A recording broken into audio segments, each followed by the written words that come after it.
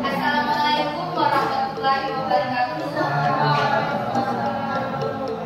Yang saya hormati Bapak Kepala SMA Negeri 1 Mentaya Tiga Selatan, yang saya hormati Bapak Guru SMA Negeri 1 Mentaya Tiga Selatan. Salam bahagia Bapak dan Ibu hebat. Pada kesempatan ini saya ingin berbagi tentang penyebaran pemahaman dan penerapan pengalaman budaya positif sebagai tugas saya di modul 1.4 di pendidikan guru penggerak bersama saya Siti Rahma, anggota TGP Angkatan ke-10 Kabupaten Kota Waringin Timur.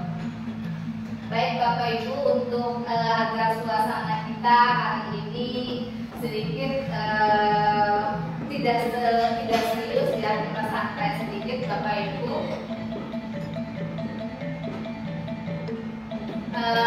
Kita sedikit meregangkan badan kita. Saya punya tangan kanan kiri, kita semua punya tangan kiri Bapak Ibu ya. Oke. Saya kalau tangan saya kanan, saya minta yang Bapak cukup sekali. Pokoknya berapa kode saya. Kalau saya kodenya seperti ini berarti 2 kali. Kalau yang ibu-ibu lihat tangan kiri saya, gitu ya. Bisa Bapak Ibu kita coba dulu. Ya, kalau bapak-bapak mengikuti tangan kanan saya, kalau ibu mengikuti tangan kiri saya. Oke, kita coba. Berarti ya, kalau saya tangan kanan, 2 kali begini berarti bapak-bapak 2 kali. Oke ya. Kita mulai Bapak Ibu ya, bisa ya.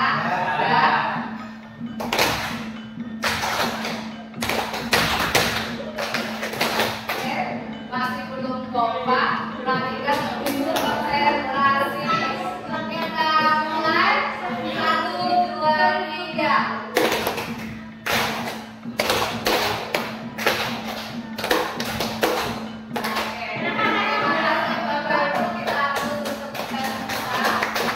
Kemudian supaya kita tidak lupa, karena kita berbicaranya tentang disiplin positif di sini, saya rasa ada kaitannya dengan moto sekolah kita. Kita masih ingat moto sekolah kita Bapak Ibu ya. Kalau saya bilang SMA 1 Mentaya Tiga Selatan jaga hari tanpa perubahan, perubahan positif adalah prestasi. Baik Bapak Ibu, kita mulai. SMA Negeri 1 Mentaya Tiga Selatan.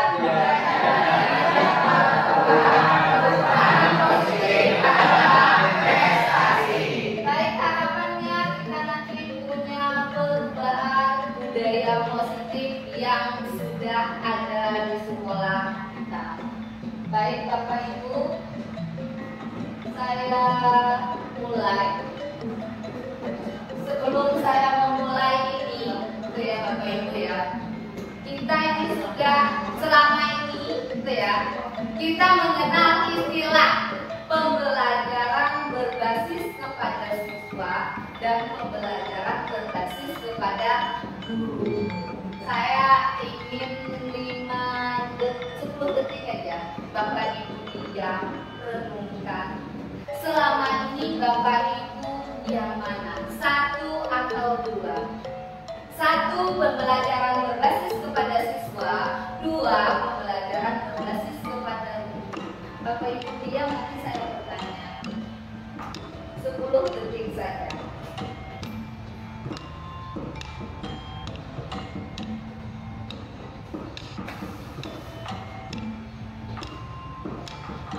Sudah dapat Bapak Ibu jawaban? Cuma memilih satu atau dua.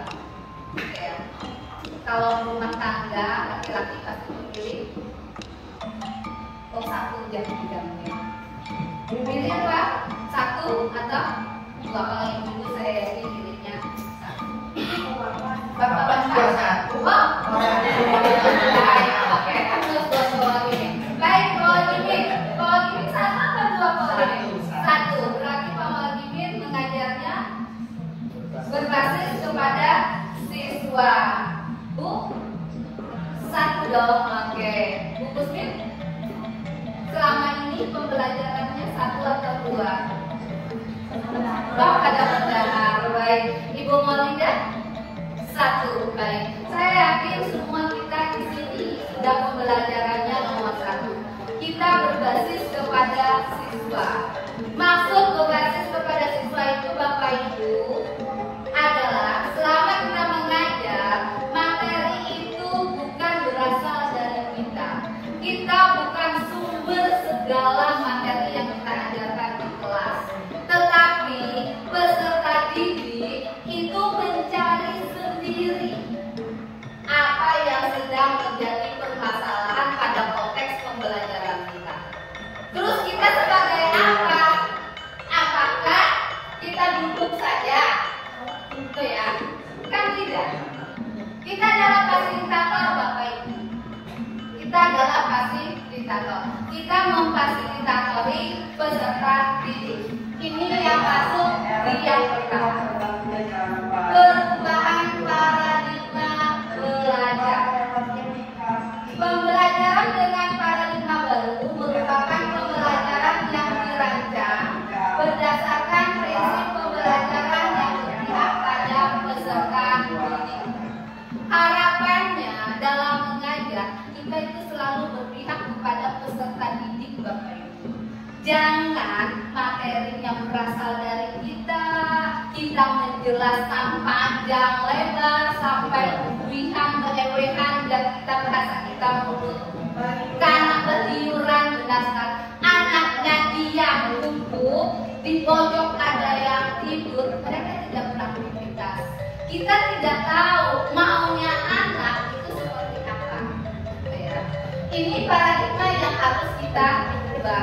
Dalam merubah paradigma itu nggak mungkin membalik telapak tangan Bapak Ibu. Tapi kita merubahnya sedikit demi sedikit. Paradigma itu kita ubah sedikit demi sedikit. Mungkin selama ini nih kita mengajar textbook, begitu masuk membacakan anak mencatat, baru kita jelaskan sedikit. Kita ubah paradigma itu sedikit demi sedikit kita ubah. Anak diberi kasus, permasalahannya ini loh nak. Sekarang kamu pecahkan bersama kelompok. Dibuat ke kelompok seperti ini, seperti saat ini. Dibuat kelompok-kelompok belajar mereka. Ini yang disebut dengan saat ini yang beramai berkeliaran pembelajaran berdiferensiasi.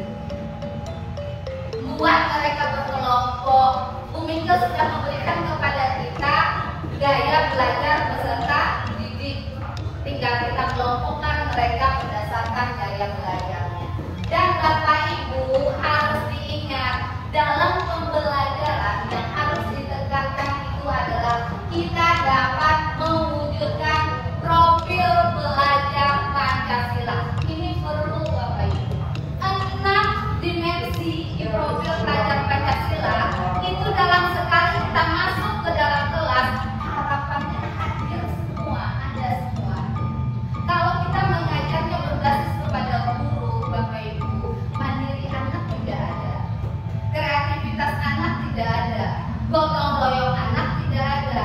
Yang ada anak gotong royong saat ulangan, ya kan? Saat ulangan mereka gotong royong. Nomor 1 jawabannya A, nomor 2 jawabannya C. Itu gotong royong anak, gitu ya. Harapannya saat kita mengajar profil belajar Pancasila itu setiap kita masuk tertanam di dalam jiwa anak. Bayangkan kalau satu hari ada 4 mapel, sebuah guru menanamkan profil belajar Pancasila ke dalam diri anak. Berarti kita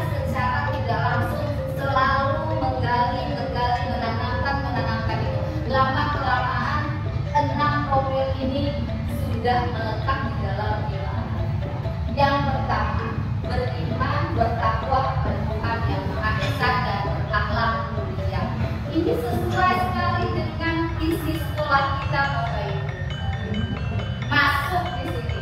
Kemudian mandiri. Ini yang saya ceritakan tadi. Berikan kasus anak itu. Kemudian dia membacakan sendiri permasalahannya. Akhirnya mereka mandiri. Kemudian berkebinekaan global. Sekolah kita ini sudah banyak sekali, Bapak Ibu. Kita tidak pernah, kalau dulu zaman saya sekolah di sini, rasa saya lebih banyaknya belajar gitu ya. Kalau sekarang sudah beragam sebetulnya.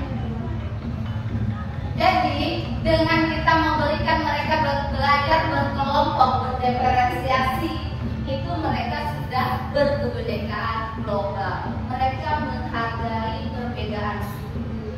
Kalau dulu ada yang beda agama ya, kalau tahun ini kita 100% Muslim, tidak ada. Nah, di perbedaan suku mereka berkelompok tuh di sana. Mereka sudah berbudaya global. Kemudian bergotong royong. Bergotong royong itu nggak hanya kerja bakti aja, Pak. Gotong royong itu mereka mengerjakan tugas bersama-sama, berkolaborasi. Itu mereka bergotong royong. Berkolaborasi antar teman, berkolaborasi dengan gurunya. Kalau antar teman kan mereka mengerjakan bersama. Kalau dengan guru sebagai fasilitator, kita menghampiri meja setiap kelompok. Apa yang menjadi permasalahan mereka kita tanyakan. Mungkin, ini kayak mana saya tidak mengerti. Kita bisa memfasilitatori mereka. Kemudian kreatif. Anak-anak kita ini, masya Allah, sangat kreatif sekali, Bapak Ibu. Kita suruh membuat karya-karya, mereka itu bisa berimajinasi, bisa membuatkan karya-karya yang sangat fantastis sekali. Kemudian bernalar kritis. Anak kita ini nalar kritisnya ini kita garis bawah, kritis sekali. Gitu ya. Kita aja di progres mereka, betul kan? Kita aja di progres mereka. Itu tandanya, buktinya mereka, anak-anak kita ini memiliki nalar kritis yang baik.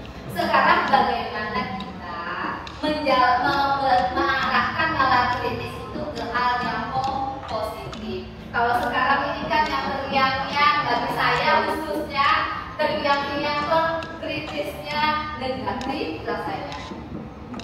Itu ya, beberapa waktu yang lalu itu rasanya milenial, ada itu saya mencoba meluruskan diri saya, itu ya.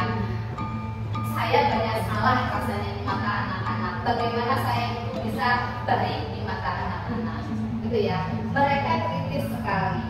Baik, yang kedua, ini miskonsepsi yang harus kita pertegas, Bapak Ibu.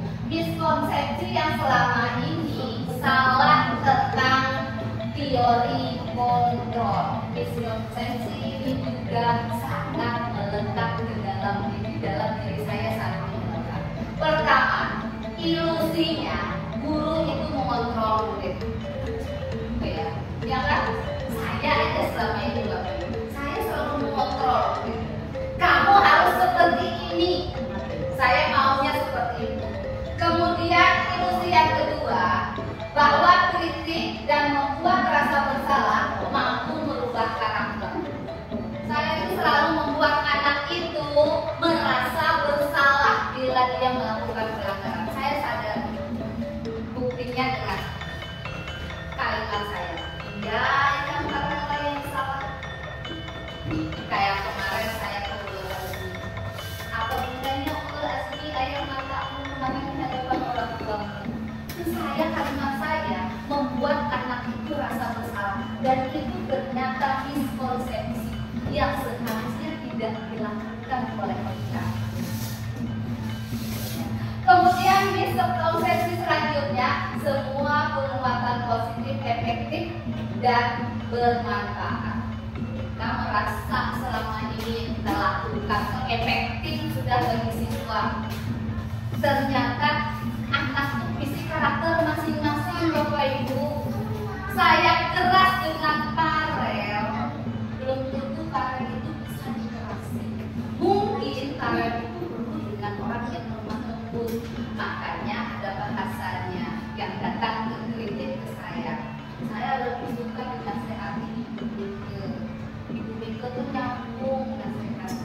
nyaman didengarnya, tidak membuat orang tua sakit hati. Kita nggak mesti tahu, kita berarti nih bisa menjadikan Bumike sebagai contoh bagi kita saat kita menasihati anak. Itu yang saya ambil. Selama ini kan saya menasihati anak dengan bahasa saya, dengan karakternya saya. Kemudian miskonsumsi selanjutnya, orang dewasa berhak memaksa. Kita ini orang dewasa semua begitu ya, kita memaksa. Kapan kita memaksa? Kenapa tugas saya dijauhi? Maka suruh menjauhinya hari ini. Kenapa kalian berkumpul hari ini? Kita itu sebenarnya memaksa. Tapi ini akan terjawab Bapak Ibu, apa sih yang harus kita lakukan? Nah, ujar Purnama karena negeri yang mana? Nah, ini akan terjawab di slide selanjutnya nanti Bapak Ibu. Ini miskonsepsi dulu yang harus kita sadari. Ternyata ini miskonsepsi yang selama ini salah, gitu ya Bapak Ibu. Kemudian ini perubahan paradigma, stimulus respon dan pendekatan teori kontrol. Nah, menurut stimulus respon, realita kebutuhan kita sama, tapi menurut teori kontrol itu kebutuhan kita itu berbeda. Kita kan menyamakan kebutuhan peserta didik. Bila saat ini saya mengajar materinya tentang efek Doppler, maka seluruh kelas ini harus bisa mengerjakan soal efek Doppler. Itu yang terjadi. Ternyata kebutuhan peserta didik beda, Bapak Ibu. Kadang mereka ada yang kebutuhannya, aku kenanya dulu, nanti aja dulu, sama dengan kebutuhan kita sehari-hari. Kemarin saya tidak punya, rasanya saya belum butuh nih mobil. Kesininya saya menyatakan, oh saya sudah butuh nih, gitu ya. Tapi ada teman saya, oh saya belum butuh, saya perlu dulu rumah, buat rumah dulu.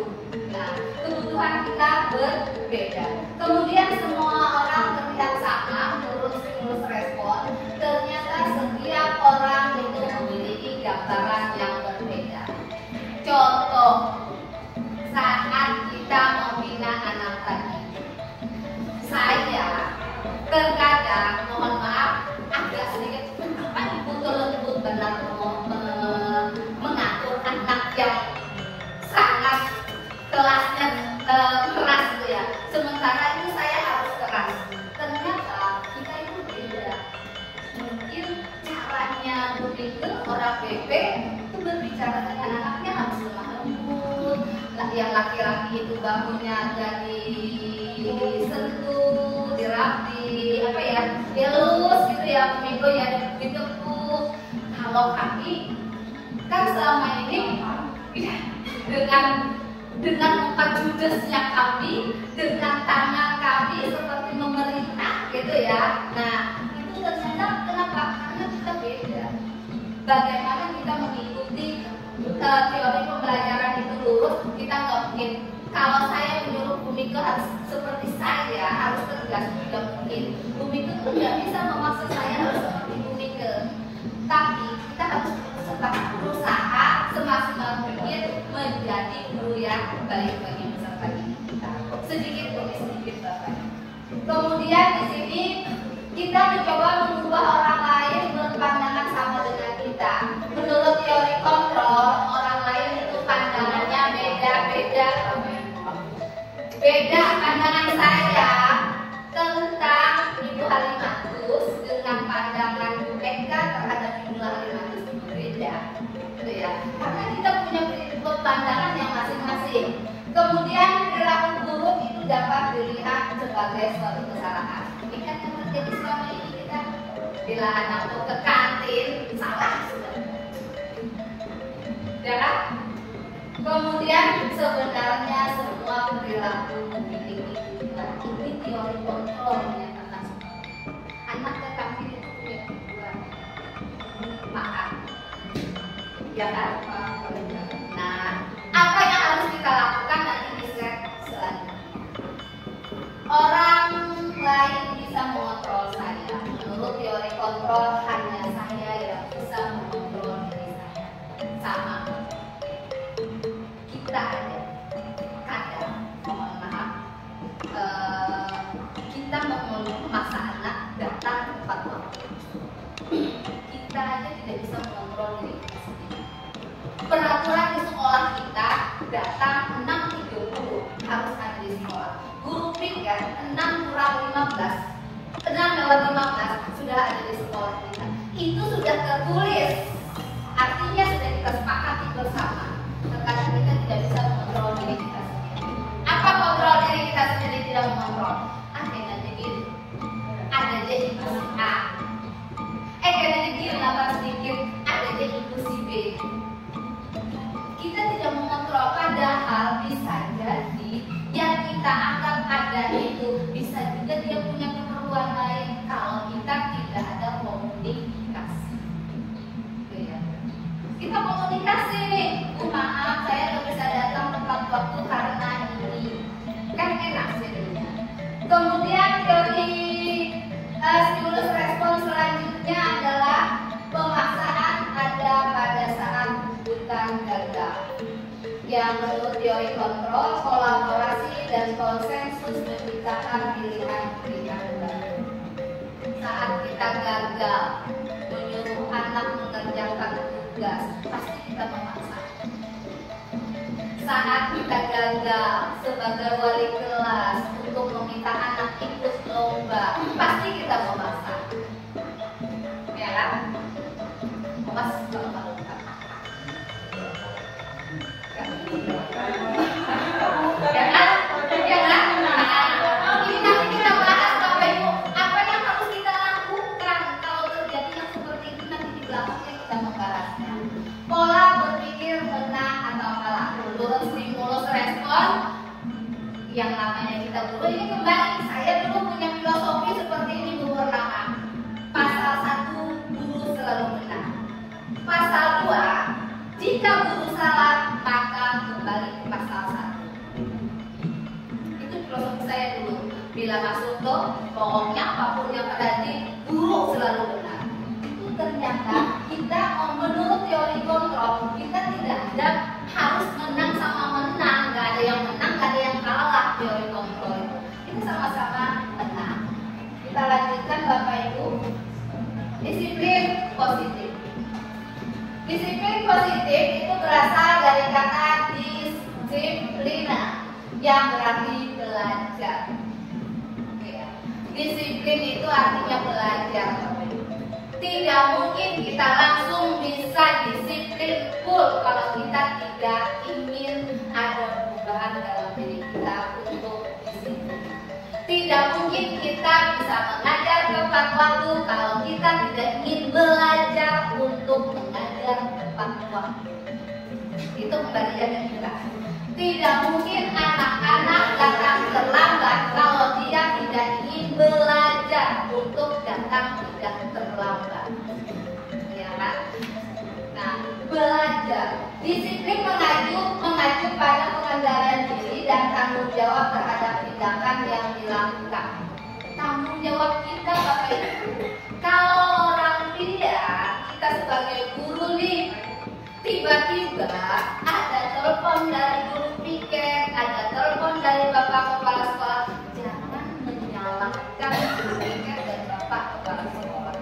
Tapi kita kendalikan diri kita kembalikan kepada tanggung jawab kita. Belajar disiplin dari dalam diri kita. Yang salah itu bukan kepala sekolah, yang salah itu bukan guru piket, tapi kita yang tidak bisa mengendalikan diri kita dan kita yang tidak bisa bertanggung jawab. Demikian juga peserta didik kita. Bila mereka tidak mengerjakan tugas, itu kita mengembalikannya adalah bagaimana kita menanamkan karakter supaya peserta didik kita mampu mengendalikan dirinya dan bertanggung jawab terhadap tugas yang diberikan. Sama halnya dengan arahan Bapak Kepala Sekolah tadi tentang kegiatan. Kalau kita tidak berkolaborasi mensukseskan kegiatan yang ada di sekolah kita, hanya orang tertentu yang mengerjakan, maka kesuksesan tidak akan dapat berjalan dengan lancar.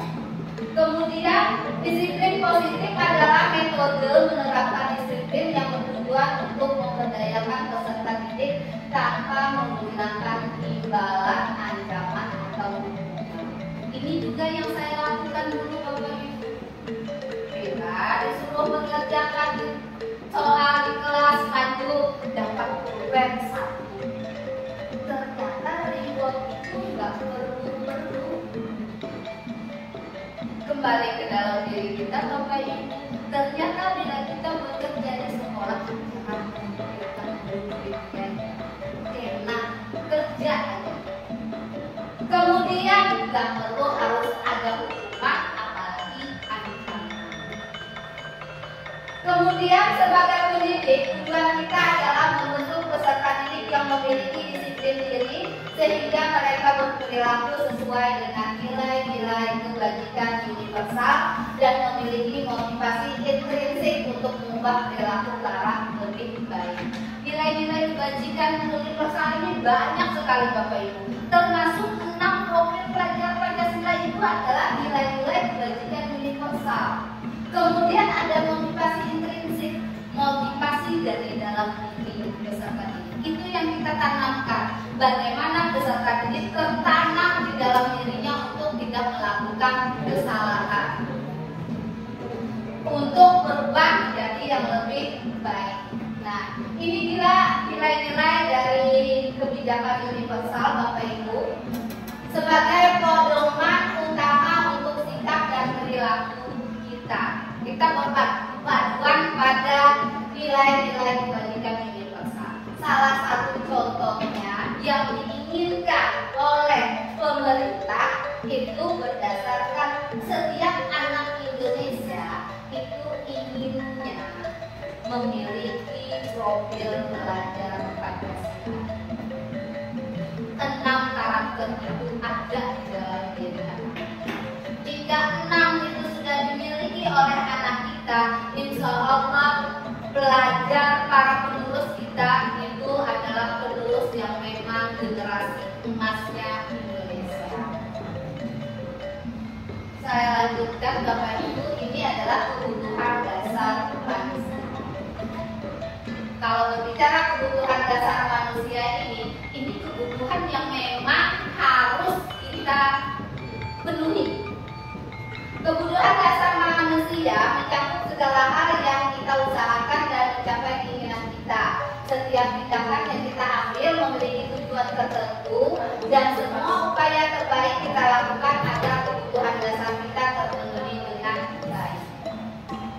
Ya kan, kita selalu ingin memenuhi kebutuhan yang kita berbuat. Kebutuhan dasar itu ada 5 Bapak Ibu kebutuhan dasar. Pertama, bertahan hidup, makan, pakaian, tempat tinggal, keamanan, kesehatan. Ini adalah kebutuhan untuk bertahan hidup. Apabila tidak ada ini, tidak terpenuhi kebutuhan bertahan hidup, bagaimana kita bisa beraktivitas? Kebutuhan yang kedua adalah kasih sayang dan rasa diterima. Makanya saya katakan tadi Bu, untuk yang bertahan hidup, anak pergi ke kantin itu tujuannya makan. Iya. Nah, bagaimana kita mengatasi itu nanti? Kemudian rasa diterima, peduli, berbagi kerjasama menjadi bagian kelompok. Ini mungkin yang perlu kita garis bawahi, dirasa diterima. Kadang anak-anak kita yang punya tingkah berlebihan itu karena mereka ingin kita itu merasa dia itu ada, kita menerimanya gitu ya. Kemudian penguasaan, ini harga diri, keinginan untuk dianggap memimpin, berprestasi, diakui, didengar. Ini yang diungkapkan anak-anak. Mereka ingin didengar, makanya mereka menulis. Mereka ingin diakui. Mereka juga ingin berprestasi. Kemudian kebutuhan dasar yang keempat adalah kebebasan, mandiri, memiliki pilihan, mencoba hal baru, kemudian mampu mengendalikan mengendalikan diri. Posisi anak kita yang punya kelebihan yang lain itu di sini biasanya mencoba hal baru. Tuh kan, ini yang sering kita hadapi, ini anak-anak yang mau mencoba datang lambat, mencoba melakukan pelanggaran. Kemudian yang terakhir, kesenangan, bermain, humor, antusiasme, tertawa. Dalam belajar juga Bapak Ibu penuhi kebutuhan anak. Jangan setiap masuk materi, hari ini materi gurunya menjelaskan sampai hari berapa kelas kedengaran, kemudian minggu depannya, minggu kemarin Ibu sudah menjelaskan materi tentang ini, minggu ini kalian kerjakan LKPD ini. Bukan kita anak mengerjakan, anak bermain. Anak juga di kelas humor, sekali-sekali ajak mereka guyon, sekali-sekali ajak mereka bermain nggak mesti harus full bermain, tidak. Seperti kemarin saya mensupervisi Pak Marsudi bermainnya dengan bisnis, antusias anak-anak. Kenapa? Mereka kerja tim, antusiasnya apa? Kami harus berada di atas. Demikian juga saat lomba tadi, mereka antusias sekali. Makanya saya tadi agak lambat datang karena saya menyaksikan antusiasnya peserta didik kita. Mereka perlu tertawa Bapak Ibu kayak tadi, padahal saya suruh tepuk-tepuk tangan aja Bapak Ibu tertawa. Sekali-sekali dijeda, diselingi yang seperti itu, anak-anak merasa senang. Kemudian motivasi perilaku manusia. Ada dua motivasi perilaku manusia itu Bapak Ibu, ekstrinsik dan intrinsik. Pengaruh dari luar dan dari dalam. Kalau dari luar itu biasanya anak itu motivasinya karena ingin menghindari tidak nyaman. Contoh, anak hari Rabu itu, hari Senin, yang saya perhatikan di Rabu Senin itu ya jarang lambat datang. Kenapa? Mungkin yang punya anak SMA sudah mendengar seorang hari ini yang tiketnya jam sekian langsung di belnya. Kenapa? Terkadang di antara semua itu ingin menghindari hukuman. Itu faktor ekstrinsik. Kemudian untuk mendapatkan imbalan atau penghargaan, kadang kan kita memuji atau kita aja Bapak Ibu guru supaya saya nih punya jabatan di sekolah, saya dipercaya oleh Bapak Kepala Sekolah menjadi tamak misalnya, maka saya harus menunjukkan datang saya lebih awal, pulang saya lebih akhir. Itu faktor ekstrinsik.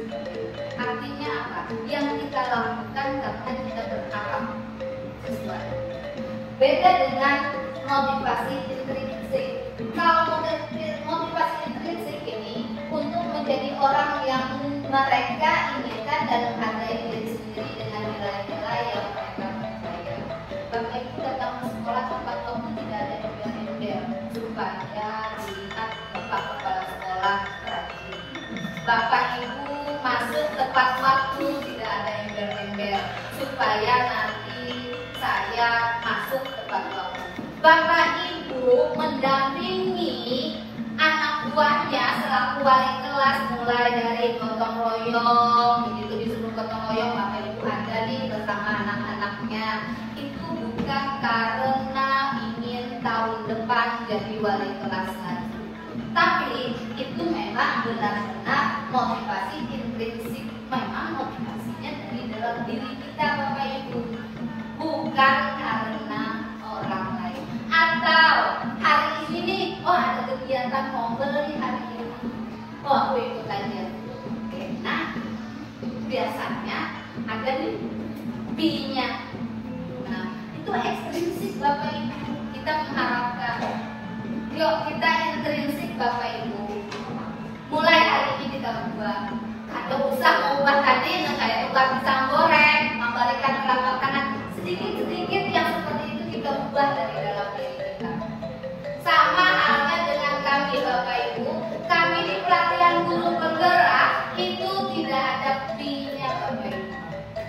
tidak ada fee-nya. Tapi kami berusaha.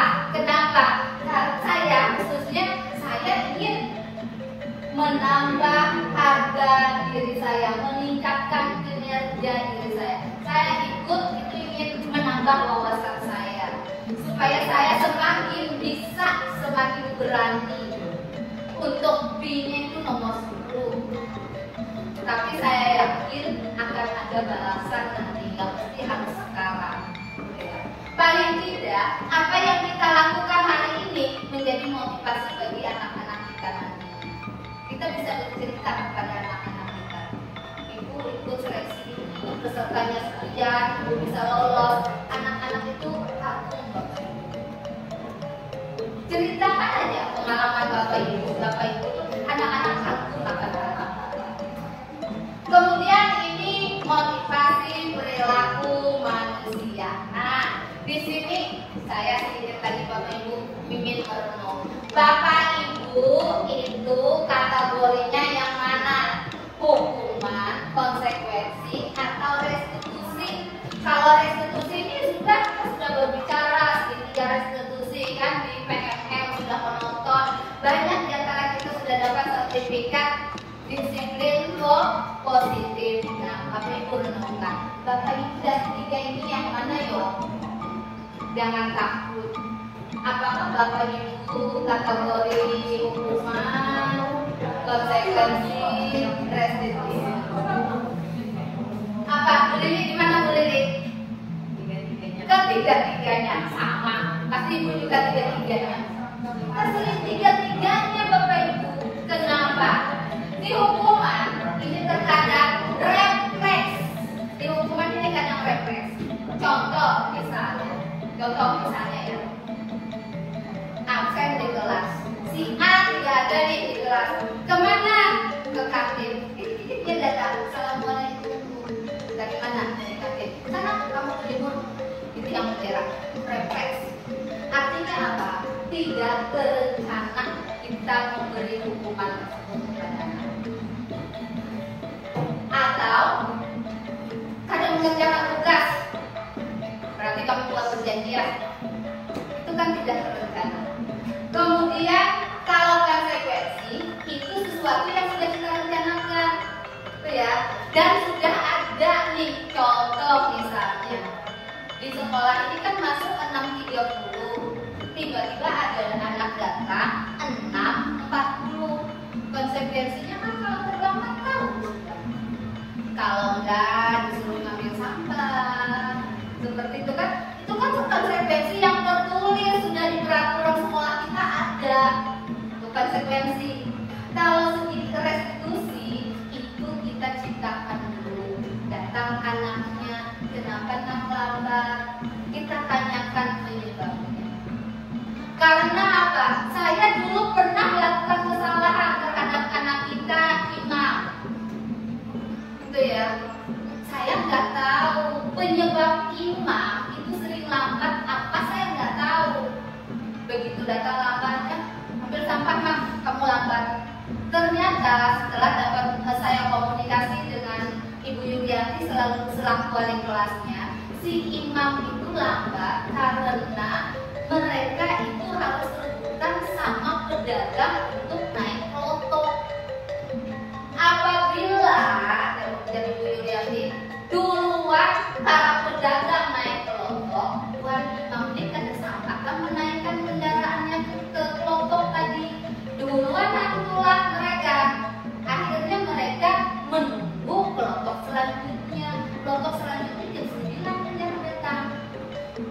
Nah, akhirnya saya tahu dan saya bilanya imam terlambat, saya itu bukan kesalahannya. Mereka itu setengah 5.30 sudah standby di pelabuhan. Hanya saja terkadang mereka duluan. Kalau yang membawa barang dua itu kan nggak bisa lagi. 3 motor aja satu kelompok itu sudah penuh. Itu ya. Nah, itu alasan imam Yulianti menjelaskan, saya sudah paham. Kemarin saya nggak tahu.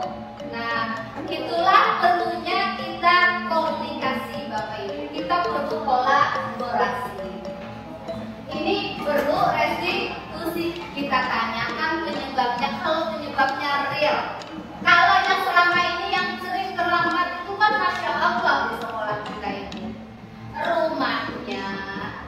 5 jaraknya 500 meter di sekolah terlambat. Itu kan perlu tanda tanya. Ini 5 posisi kontrol guru. Nah, kalau ada penghukum, pemberi rasa bersalah, teman, pemantau, manajer. Bu Kusmin biasanya di sini posisinya dengan siswa. Bu Kusmin itu selalu saya perhatikan teman. Iya, kayak teman gitu ya. Kalau Ibu Atus gimana Bu Atus? Di penghukum, pembuat rasa bersalah, teman, pemantau, atau manajer? Sama-sama manajer. Bu Lili manajer. Oh, Bu Lili manajer. Ya. Kalau saya, jujur, kalau saya berada di penghukum, saya juga. Di pembuat rasa bersalah, saya juga. Teman, saya sering juga menjadikan teman. Pemantau, sering juga jadi pemantau, menonton, yang dulu memberikan arahan. Manajer, kira-kira saya pernah nggak ya? Saya masih 50-50 di manajer ini Bapak Ibu. Tapi di yang lain itu saya rasanya sudah menjadi bagian saya. Kira-kira Bapak Ibu baiknya di mana kita posisinya? Seharusnya kalau Pak Sumidi saya yakin di sini sudah posisinya. Oh, Bapak nggak kemana-mana. Oke, seharusnya di posisi kita itu Bapak Ibu seharusnya di manajer Bapak Sudira. Ini ada 3 contoh penerapan 5 posisi kontrol. Ini kasusnya, ini Bapak Ibu jawab ya. Kasusnya siswa tidak memakai atribut lengkap saat upacara bendera. Pertama, yang dilakukan gurunya adalah siswa tersebut disuruh hormat di tiang bendera selama 1 jam. Kira-kira ini posisi kontrol apa Bapak Ibu? Hukuman. Kemudian berapa bahasanya kayak gini lagi? Berapa kali sudah Ibu harus memberitahu agar kamu selalu memberitahu kamu selalu saja mengecewakan Ibu. Misalnya anak tadi tuh pada pakai Ibu nih, kita bicaranya berapa kali sudah Ibu bilangi, masih sudah tidak peduli. Ini posisi kontrol apa? Rasa bersalah. Kemudian lanjutnya kita ngomongnya seperti ini nih ke anak. Ayo dong ikuti aturan sekolah. Tolong Ibu ya. Sekali ini saja.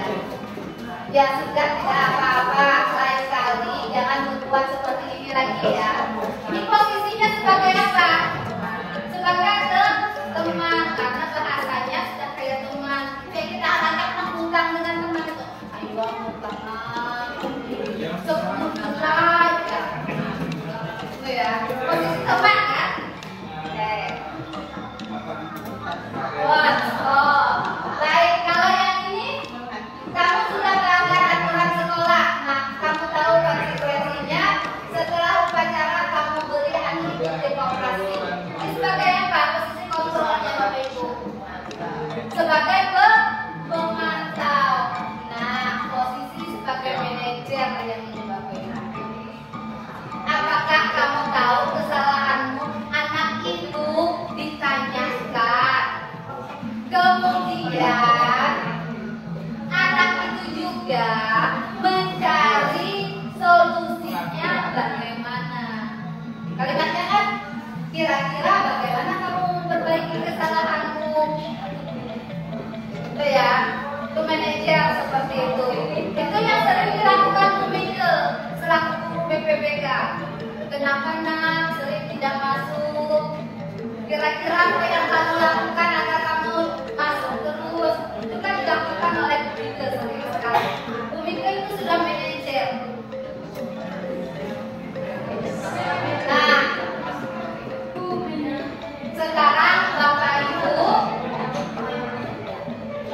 sekarang ini posisi kontrol. Bahasanya adalah saat menemui sebuah kasus, bicara kita ke anak itu seperti ini. Saya kecewa sekali denganmu. Ini posisi kontrol apa? Posisi kontrol apa? Dan atau mulai rasa bersalah. Betul? Kalimatnya saya kecewa sekali dengan kamu. Posisi kontrol apa? Kesalahan sifat. Sebagai apa? Posisi kontrol teman. Teman ya. Kita cek Bapak Ibu. Berasa.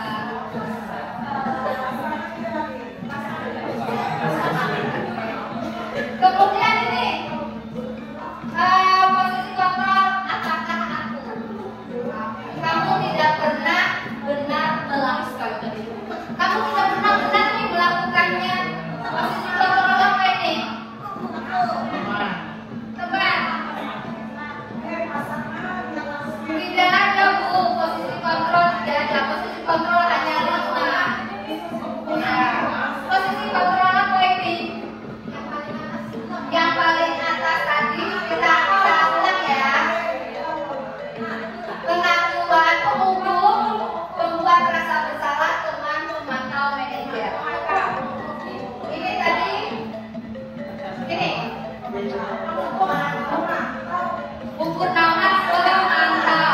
Bahwa ini pangkatan keyakinan kelas. Apa perbedaan keyakinan kelas dan peraturan kelas? Ternyata keyakinan kelas dan peraturan kelas itu berbeda, Bapak Ibu. Kalau keyakinan kelas itu adalah sesuatu yang kita sepakati bersama. Beda dengan peraturan kelas. Kalau peraturan kelas itu peraturan yang sudah ada. Itu ya Bapak Ibu. Kemudian saya lanjutkan. Pembentukan keyakinan kelas. Keyakinan kelas itu harus bersifat abstrak. Kemudian keyakinan kelas itu sedikit saja, tidak usah banyak-banyak. Ya. Yang penting peserta didik komitmen untuk melaksanakannya.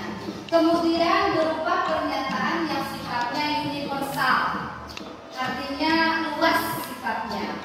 Kemudian sesuai dengan kondisi kelas dan sekolah sehingga mudah diterapkan. Selanjutnya dibuat dalam pernyataan yang positif dan semua warga sekolah terlibat saat pembuatan keyakinan kelas.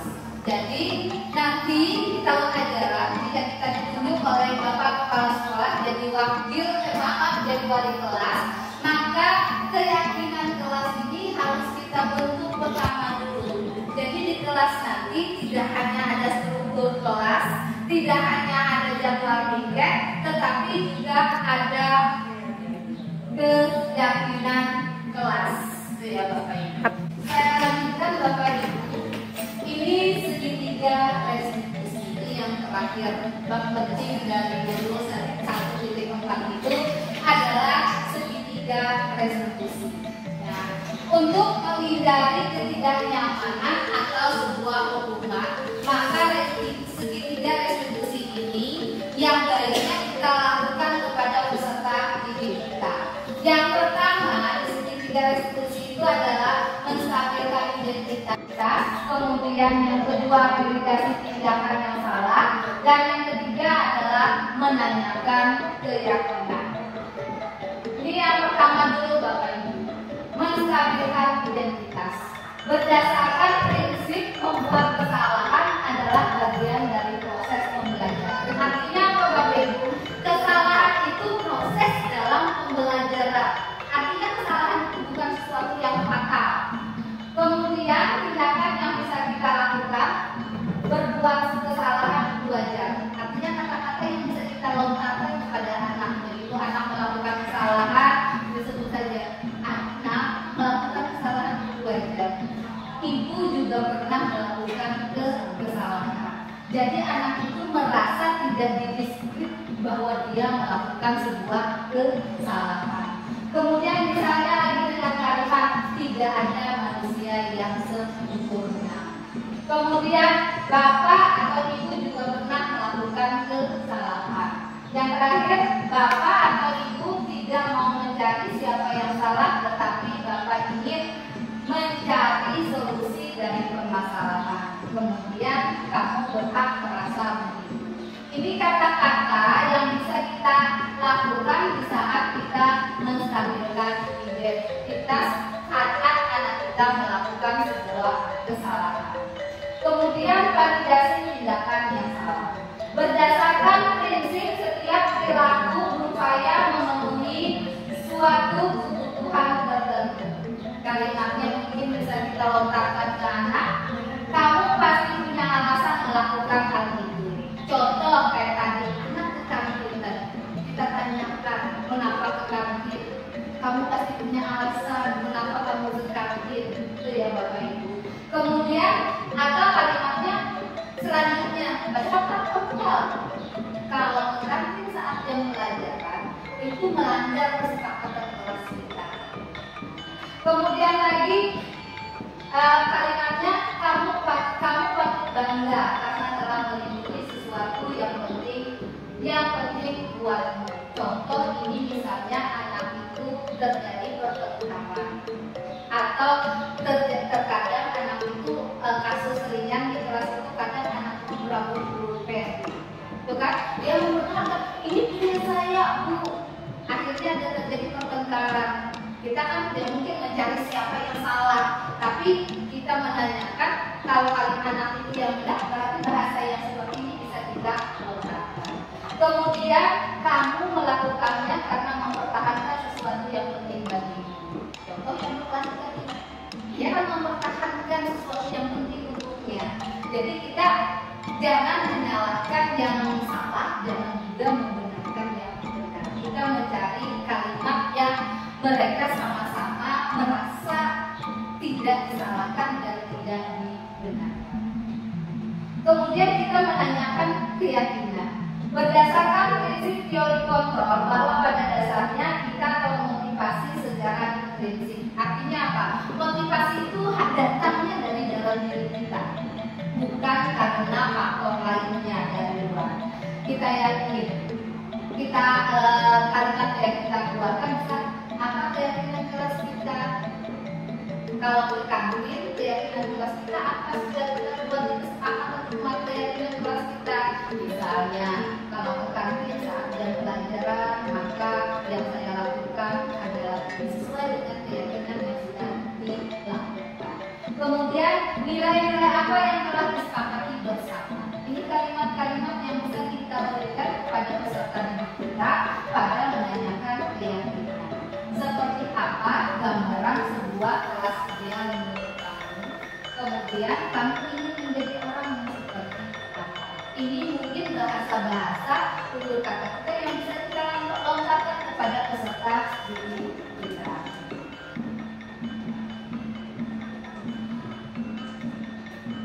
Nah, ini Bapak Ibu ada kasus siswa tidak memakai atribut lengkap saat upacara.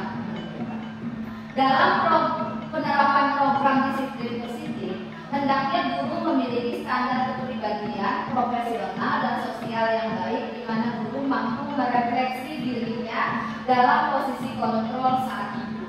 Bagaimana perjalanan dirinya sebagai manajemen yang menuntut murid menjadi insan yang mandiri, merdeka dan bertanggung jawab. Kasusnya ada peserta didik tidak memakai atribut saat upacara. Kita sebagai guru apa yang harus kita lakukan? Kayak tadi, apakah kita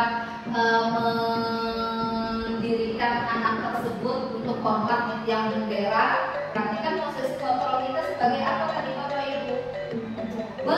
Menghukum. Ataukah kita ayolah jangan melakukan kesalahan lagi gitu. Berarti posisi kontrol kita sebagai apa? Sebagai teman. Baik Bapak Ibu, mungkin ada yang mau ditambahkan Bapak Ibu mengenai disiplin positif ini?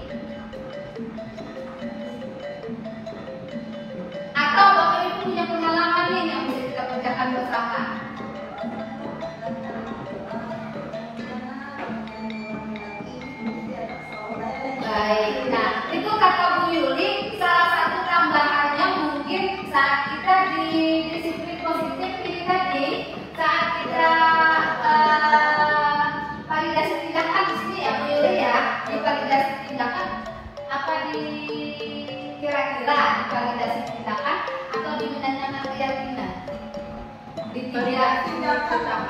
divalidasi ditindakan. Nah, kita arahkan anak dengan bahasa yang lembut. Nah, jangan ulangi kembali apa yang kamu lakukan. Itu sebagian dari doa yang bisa kita berikan kepada peserta didik kita. Itu mungkin bagian-bagian dari segitiga restitusi. Sebenarnya segitiga restitusi ini sudah sering kita lakukan Bapak Ibu ya.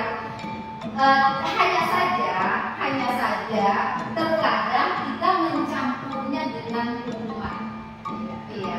Padahal kita sudah menanyakan anak ini melakukan pelanggaran, itu sudah kita tanyakan nih, mengapa kamu melakukannya nak? Kamu tahu nggak kamu melakukan pelanggaran? Tapi kita timbal dengan hukuman. Ada hukuman di sana. Itu ya Bapak Ibu. Baik Bapak Ibu, mungkin ini yang bisa saya sampaikan pada kesempatan siang hari ini.